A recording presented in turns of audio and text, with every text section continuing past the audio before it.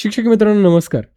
या व्हिडिओमध्ये आपण Android किंवा Appleचे जे टॅब्स मार्केटमध्ये उपलब्ध आहेत, त्यांचे कोणते वेगवेगळे प्रकार आहेत, हे आपण इथे समजून घेणार आहोत. सर्वात पहिला प्रकार येतो बेसिक किंवा एंट्री लेव्हल टॅबलेट. कशासाठी वापरतात हे? वेब ब्राउझिंग, व्हिडिओ पाहण्यासाठी, ई-बुक्स पाहण्यासाठी म्हणजे PDF असतील किंवा ई-बुक्स वेगवेगळ्या प्रकारचे किंवा ऑनलाईन शिक्षणासाठी हे टॅब उत्तम म्हणून काम करतात. अर्थात काही एकदमच लो बजेट, लो कॉस्टमध्ये येतात. त्याची रॅम असते 2 GB, प्रोसेसर असाच कुठला तरी हलक्यातला प्रोसेसर असतो. साईज पण एक छोटी असते. तर असे टॅब्स मी कधीच रिकमेंड करणार नाही, कारण असे स्वस्तातले टॅब मार्केटमध्ये येतात. कंपन्या कुठल्यातरी चायना बेस कंपनी त्याला असते आणि ते टॅब्स घेतल्यानंतर असं लक्षात येतं की ते खूप स्लो चालत आहेत. एखादा ॲप ओपन केल्यानंतर ते हँग होत आहेत, गरम होत आहेत, तापत आहेत. तर असे टॅब्स घेण्यापेक्षा थोडंसं ब्रँडेडमध्ये जर टॅब्स घेतले तर त्यात बेनिफिट हा मिळतो की त्याचा प्रोसेसर चांगला येतो. रॅम मी तर म्हणेल किमान 4 GB रॅम घ्या. प्रोसेसर त्यातल्या त्यात जर कॉमचं प्रोसेसर असेल, याच्या मागच्या व्हिडिओमध्ये आपण बघितलं की Androidसाठी कुठले प्रोसेसर बेस्ट असतात. ॲपलचं जर टॅब असेल तर बेस्टच त्यांचा स्वतःचा M1, M2 सिरीजचे त्याच्यात प्रोसेसर असतात, तर ते बेस्टच परफॉर्म करतात.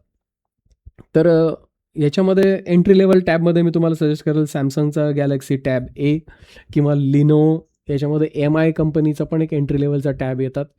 साधारण ह्यांची कॉस्ट जी आहे ती साधारणतः 12-15 हजारापासून सुरुवात होते.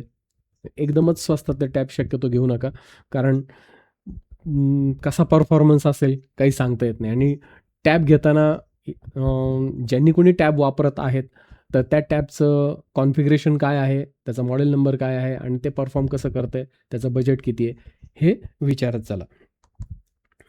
त्याच्या पुढचा येतो मिड रेंज टॅबलेट. थोडंसं शिक्षण, ऑफिस काम, नोट्स, मल्टीटास्किंग, एकाच वेळेस 2-3 प्रोग्राम चालवायचे आहेत. याची कार्यक्षमता चांगली असते, बॅटरी चांगली असते. कीबोर्डचा सपोर्ट याच्यामध्ये उपलब्ध असण्याची शक्यता असते. याच्यामध्ये आपल्याला कीबोर्ड पण उपलब्ध होऊ शकतो.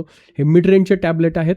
Samsung Galaxy tab S9 FE किंवा ॲपलचा iPad Air, हे टॅब मिड रेंजमध्ये येतात. परफॉर्मन्स वाईज हे मध्यम गतीचे असतात. म्हणजे असं म्हणू की जी आपण खालची रेंज बघितली याच्यापेक्षा निश्चितच याचा परफॉर्मन्स चांगला असतो. आणि एक टीचर म्हणून निश्चितच थोडंसं मिड रेंजचे टॅबलेट वापरणं कधीही फायदेशीर असतं. आता याच्या पुढचा जो टॅबलेट आहे तो म्हणजे प्रीमियम किंवा प्रोफेशनल टॅबलेट. ही कॉस्ट ह्याची निश्चितच जास्त असते. ग्राफिक डिझायनिंगसाठी हे वापरले जातात. व्हिडिओ एडिटिंग याच्यामध्ये उत्तम होतं. उच्च कार्यक्षमता असते. डिस्प्लेची क्वालिटी, पेन सपोर्ट याच्यामध्ये अवेलेबल असतो. कंपल्सरी याच्यामध्ये पेन असतो. बारीक लेवलला, डिटेल लेवलला ग्राफिक डिझायनिंग करायचं आहे, फोटो एडिटिंग करायची आहे, व्हिडिओ एडिटिंग करायचं आहे, परफॉर्मन्स याचा बेस्ट असतो. असे प्रोफेशनल टॅब्स पण मार्केटमध्ये अवेलेबल आहे.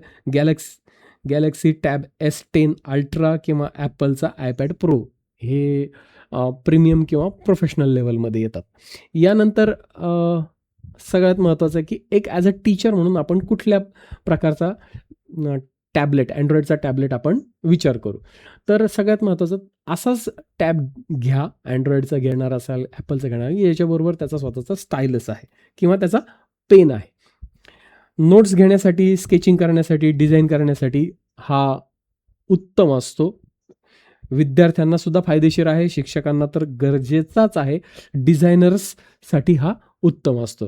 याच्यामध्ये Redmi Pad 2 किंवा Lenovo Idea टॅब हे जे आहे हे तुम्हाला उत्तम याचं एक तुम्हाला ब्रँड मी सांगितलं की ज्याचे तुम्हाला चांगले पेन टॅब मिळतील.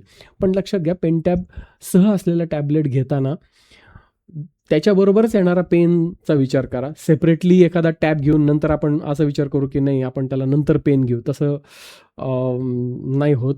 असाच टॅब घ्या की ज्याच्याबरोबर ऑलरेडी पेन आहे. आता हे जे काही टॅब्स आहेत, हे टॅब्स परचेस करताना ह्याची जी रॅम आहे, मी तुम्हाला सांगितलं रॅम मिनिमम 4, ॲक्च्युली 6 GB अपेक्षित आहे. 6 किंवा 8 GB. तर मिनिमम 4 GB तुमची रॅम अपेक्षित आहे. इंटरनल मेमरी 128 किंवा 256 GB किंवा त्याला SD कार्डचा सपोर्ट.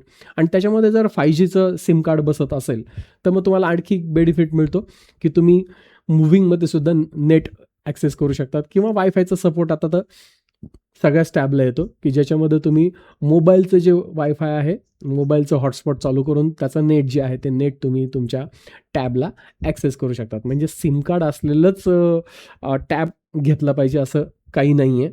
हां, तुम्हाला स्पेशली त्याच्यावरूनच कंटिन्यू काम आहे, त्याच्यावरूनच तुम्हाला लाईव्ह स्ट्रीम करायचं आहे, त्याच्यावरूनच तुम्हाला कंटिन्यू नेट वापरायचं आहे, तर सिम कार्ड असलेला टॅब तुम्ही वापरू शकतात. आता 2 प्रकारचे टॅब्स मार्केटमध्ये उपलब्ध आहेत. एक आहे Android, ओके, आणि दुसरा आहे ॲपलचा टॅब. आता काय फरक आहे? Androidच्या टॅबमध्ये मॉडेल्स खूप आहेत, भरपूर मॉडेल्स आहेत. एकदम म्हणजे स्वस्तातलं स्वस्तात एक 5-7 हजाराचा सुद्धा तुम्हाला टॅब मिळेल, तर पार 1 लाख, 1.5 लाखच्या कॉस्टपर्यंत सुद्धा हे Androidचे टॅबलेट्स जातात. किमतीमध्ये प्रचंड व्हरायटी आहे. भरपूर मॉडेल्स आहेत आणि भरपूर किमतीचे पर्याय पण उपलब्ध आहेत. त्याच्यानंतर फाईल व्यवस्थापन जे आहे ते मोकळं आहे. म्हणजे पटकन तुम्ही तो टॅब तुमच्या कम्प्युटरला जोडला, लॅपटॉपला जोडला, पटकन फाईल तुम्ही त्यात फाईल क्रिएट केल्या, त्या फाईल्स ज्या आहेत त्या फाईल्स तुम्ही लॅपटॉपवर कॉपी केल्या, आरामशीर सोप्या पद्धतीने होतं. आणि ज्यांना ऑलरेडी अँड्रॉइडचा फोन वापरता येतोय त्यांच्यासाठी तर परवणीचं, कारण जसा अँड्रॉइडचा फोन वापरतोय, जशी त्याची फाईल सिस्टम आहे अगदी तशीच फाईल सिस्टम ह्या अँड्रॉइडच्या टॅबची काम करते.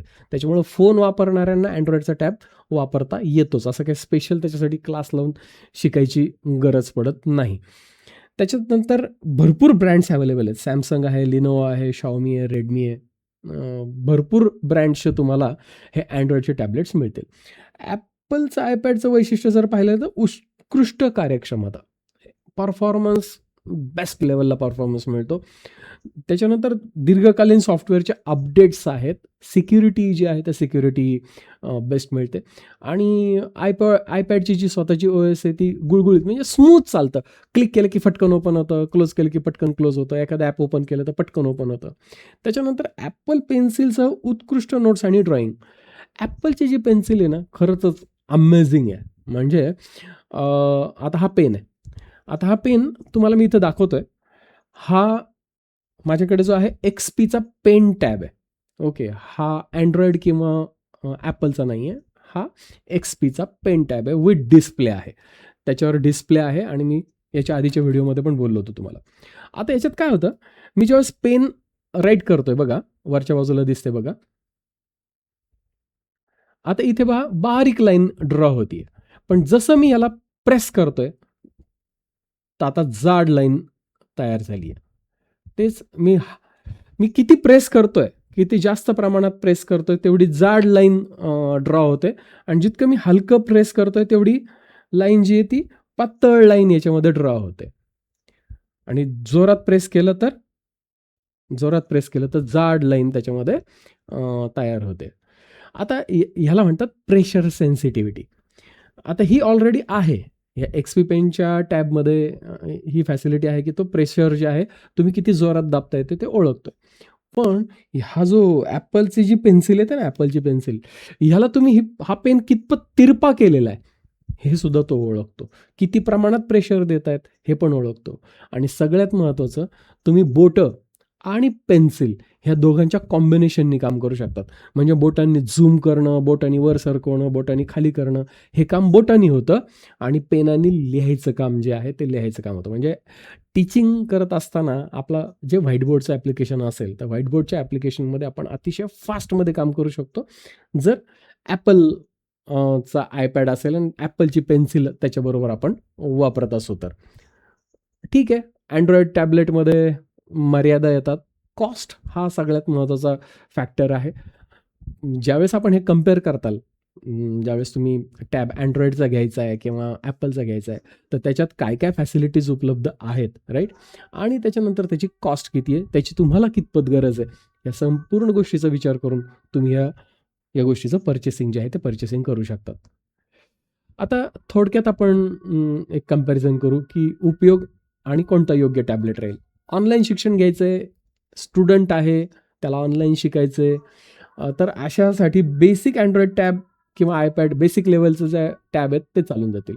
नोट्स आणि अभ्यास करायचा असेल तर पेन सपोर्टवाला टॅब वापरणं कधीही चांगलं. ड्रॉइंग आणि डिझाईन करायचं असेल तर थोडासा जे आपण मिड रेंज किंवा अप्पर रेंज ज्याला म्हणू आपण, तर ती चॉईस करा. ऑफिसचं काम करायचं असेल तर कीबोर्ड सपोर्टवाला टॅबलेट तुम्हाला घ्यायचा आहे. मिड रेंजपासून पुढचे जे टॅबलेट्स आहेत यांना कीबोर्डचा सपोर्ट मिळतो. काहींबरोबर कीबोर्ड येतो, घेतानाच त्याच्यावर कीबोर्ड येतो, काहींना सेपरेट परचेस करावा लागतो. तर कीबोर्डसह असलेला जर टॅबलेट घेतला तर तुम्हाला ड्युअल बेनिफिट मिळतात. डायरेक्ट तुम्ही फास्टमध्ये टायपिंग पण करू शकतात. आणि त्याहीपेक्षा महत्त्वाचा आपला रेग्युलर कीबोर्ड माऊस जो आहे, येस, रेग्युलर आपण जो कम्प्युटरला जोडणारा जो कीबोर्ड माऊस आहे, हा OTG वापरून, OTG याच्या आधीच्या व्हिडिओमध्ये आपण पाहिलं, OTG वापरून कोणताही कीबोर्ड माऊस तुमच्या फोनला पण जोडता येतोय. ओके, अँड्रॉइड फोनला पण जोडता येतोय आणि अँड्रॉइडच्या टॅबला पण जोडता येतोय. हे लक्षात ठेवा. आपण टॅब परचेस करत असताना त्याच्याबरोबर जो येणारा छोटा कीबोर्ड आहे, हा छोटा कीबोर्ड वापरायचा का मोठा कीबोर्ड वापरून, मोठा आपला रेग्युलर कम्प्युटरचा कीबोर्ड वापरून आपलं काम करायचं. कारण बऱ्याच जणांना आपल्या मोठ्या कीबोर्डवरती फास्टमध्ये टायपिंग करायची सवय असते.